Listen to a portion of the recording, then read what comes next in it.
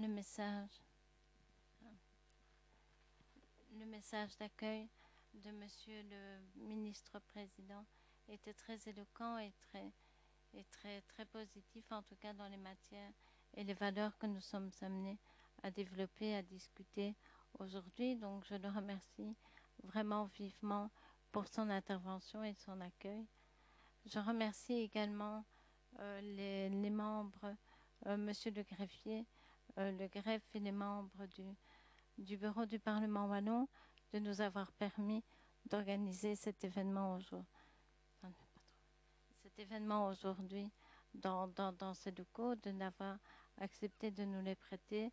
Et je tiens vraiment à les remercier pour toute l'attention qu'ils nous ont accordée, notamment dans ce but que ce colloque soit rediffusé en direct pour toutes les personnes qui sont chez elles et qui ont le droit de participer ici aujourd'hui. C'était une prouesse technique qu'il fallait réaliser, donc je les en remercie vivement encore pour leur attention.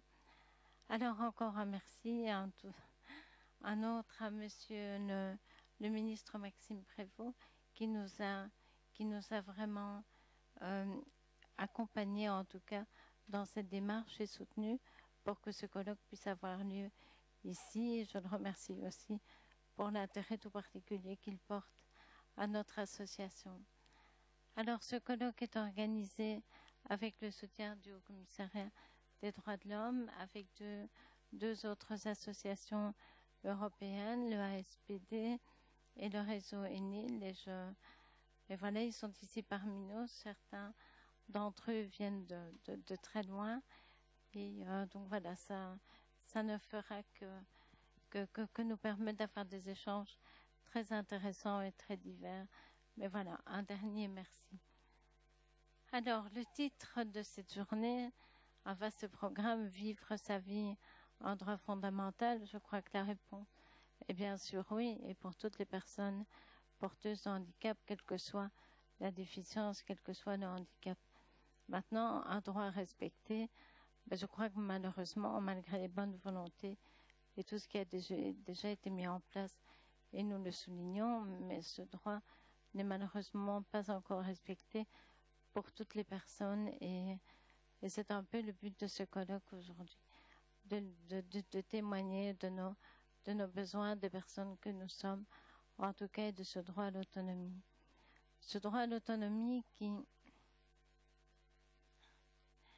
par ailleurs nous est garanti au travers de nombreuses conventions internationales, européennes, des résolutions, des actions, aussi au niveau régional, comme Monsieur Paul Magnette nous l'a rappelé juste maintenant. Et ce sont toutes des actions que nous sommes efforcés de suivre, tant pour les références qu'ils pouvaient nous apporter dans notre combat, mais également pour tous les droits qu'ils nous accordent tout à fait légalement. Je tiens ici à souligner particulièrement au niveau régional,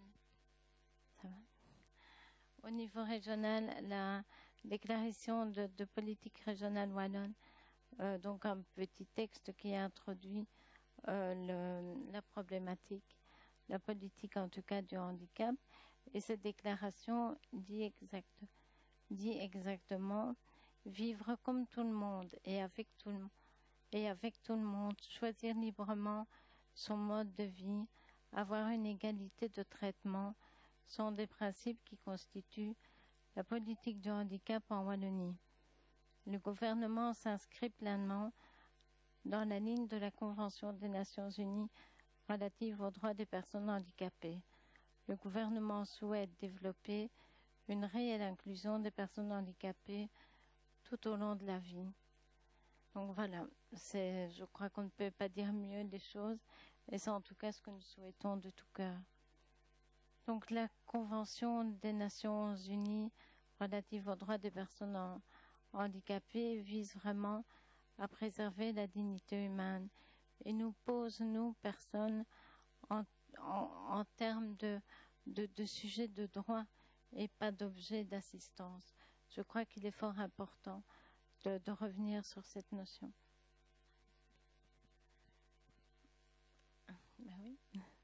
Un autre problème technique. Mes yeux et le micro. Voilà. Donc, j'ai perdu. Oui, donc, je vous ai dit que nous avions suivi assez de près, en tout cas, différentes actions. Et nous étions notamment à Genève en septembre dernier pour écouter le rapport, le rapport que l'État belge avait fait au comité des experts de l'ONU, donc sur ce qui avait déjà été mis en place dans notre pays. Et les recommandations qui s'en sont suivies étaient vraiment très, très pertinentes, très éloquentes. Et c'est pour ça que nous voulions organiser ce colloque aujourd'hui, parce que les recommandations sont là. Elles vous seront présentées, expliquées plus tard par les orateurs.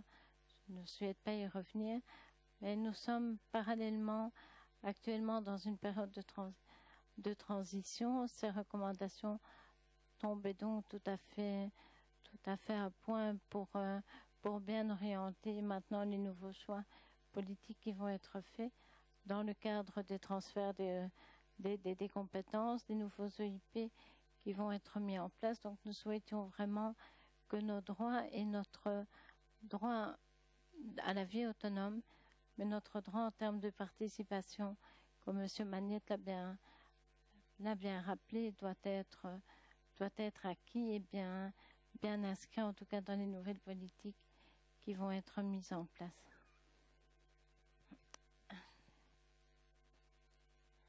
Voilà. Malheureusement, le regard une des grandes barrières qui reste encore dans notre société aujourd'hui, malgré tous ces beaux discours, tous ces droits qui nous sont accordés, et au travers de tous ces documents, que ce soit la Convention de l'ONU à la Déclaration de politique régionale wallonne, je crois que malheureusement, une des grandes barrières qui persistent dans notre société, ce sont les préjugés entourant le handicap. Les personnes ne sont toujours pas reconnues en tant que telles, en tant que personnes, en tant que capables de mener une vie autonome. Et je crois que c'est même quelque chose qui est parfois malheureusement acquis au sein même des associations représentatives de personnes handicapées, que si on accepte l'idée qu'il faut créer des alternatives à l'institution aujourd'hui, il est souvent acquis pour pas mal de personnes que l'institution reste la meilleure des solutions. Or, ce n'est pas vrai, c'est ce que nous souhaitons démontrer aujourd'hui, et c'est d'ailleurs ce qui a été aussi bien mis en évidence dans une enquête qui a été réalisée par le phare, donc qui est l'organisme représentatif des personnes handicapées sur la région de Bruxelles. L'Observatoire de la grande dépendance a donc réalisé une enquête récemment, et il apparaissait des résultats de cette enquête que 80% des personnes en situation de grande dépendance souhaitaient continuer à vivre en famille.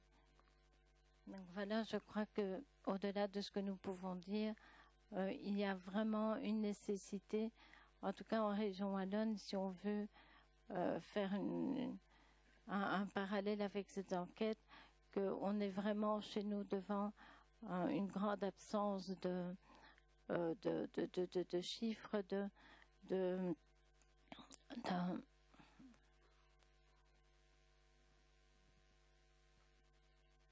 d'un constat bien réel qui permet de mettre en place des politiques. Mais je crois que les enquêtes qui sont réalisées comme ça sur Bruxelles, la France a fait la même démarche, montrent que les personnes souhaitent avant tout continuer à vivre chez elles et à avoir une réelle qualité de vie, de participer à la société, de vivre simplement leur vie.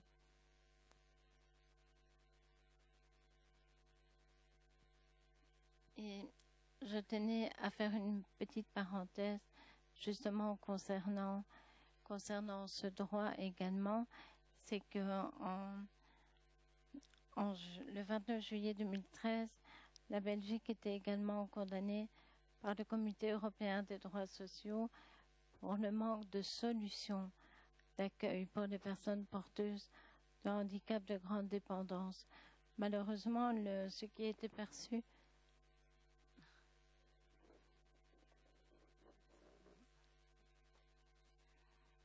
voilà un exemple de comment on traite mal les assistants personnels. J'avais pas pensé, c'est vrai, un peu désolée. Donc voilà, la condamnation de la Belgique visait bien le manque de solutions d'accueil et pas le manque de places d'accueil. Je crois que c'est quelque chose qu'il est important de rappeler parce que le message qui a été perçu et qui est celui apparemment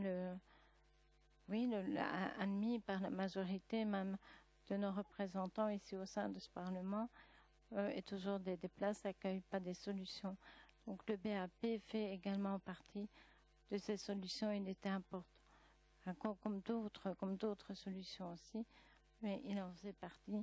Je crois qu'il faut avant tout proposer un panel de choix pour que chacun y trouve la réponse qu'il souhaite selon ses capacités, selon les possibilités de son entourage, mais en tout cas, quelle que soit la réponse qui lui sera accordée, qu'elle corresponde à son choix et qu'elle corresponde aussi à sa dignité en tant que personne.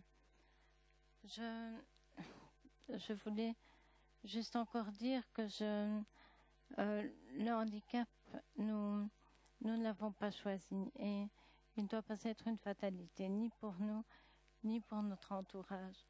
Il y a énormément de mamans qui sont obligées d'arrêter de travailler pour répondre aux besoins de leurs enfants. Je souhaiterais aujourd'hui que l'on parle de la vie des personnes handicapées et justement pas de la prise en charge des personnes handicapées. Et c'est vraiment quelque chose de tout à fait différent, une vision que l'on doit vraiment maintenant imprégner dans tout ce qui sera dit et dans tout ce qui sera écrit. Et je voudrais dire, il y a tellement de préjugés entourant le handicap, j'avais envie de terminer cette introduction qui est peut-être un peu trop longue, je n'ai pas le temps, en disant quelque chose que l'on entend régulièrement, mais vous imaginez si maintenant on commence à écouter et croire tout ce que disent les handicapés, où allons-nous? C'est impossible. Alors je voudrais dire que le handicap a frappé à ma porte il y a 25 ans suite à la naissance d'un enfant. Dans d'autres situations, c'est l'enfant qui a été porteur du handicap. Le handicap, ça peut survenir demain, n'importe quand dans la vie. Donc, je voudrais juste terminer cette introduction en disant que quel que soit votre engagement, qu'il soit politique ou associatif ou à n'importe qui, et j'espère que le public qui nous suit aujourd'hui à l'extérieur de ce bâtiment est assez large puisqu'il est diffusé en direct, je voudrais, chacun se pose la question, et si c'était moi? Et je voudrais donc juste terminer avec un tout petit poème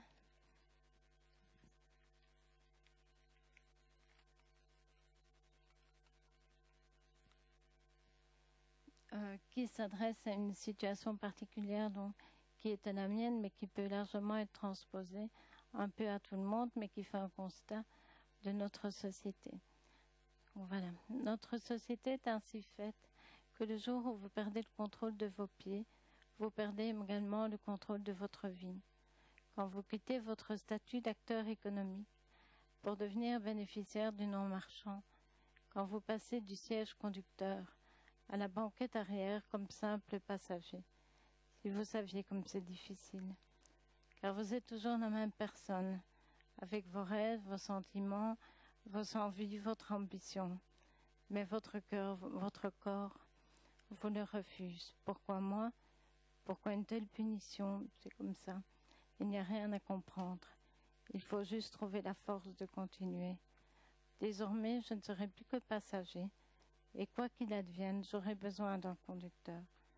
Alors laissez-moi au moins le choix de la route et du véhicule afin de vivre au mieux cette nouvelle aventure, en compagnie de personnes attentives à ce que j'en reste une, dans un respect mutuel et novateur. Mais de grâce, ne me reléguez pas au rôle de la malle trop lourde qui n'entre pas dans le coffre, car cette histoire pourrait être la vôtre. Aimeriez-vous que l'on vous range dans un placard? Alors, qui que vous soyez, quoi que vous fassiez, réfléchissez, réagissez. Voilà, merci de m'avoir écouté.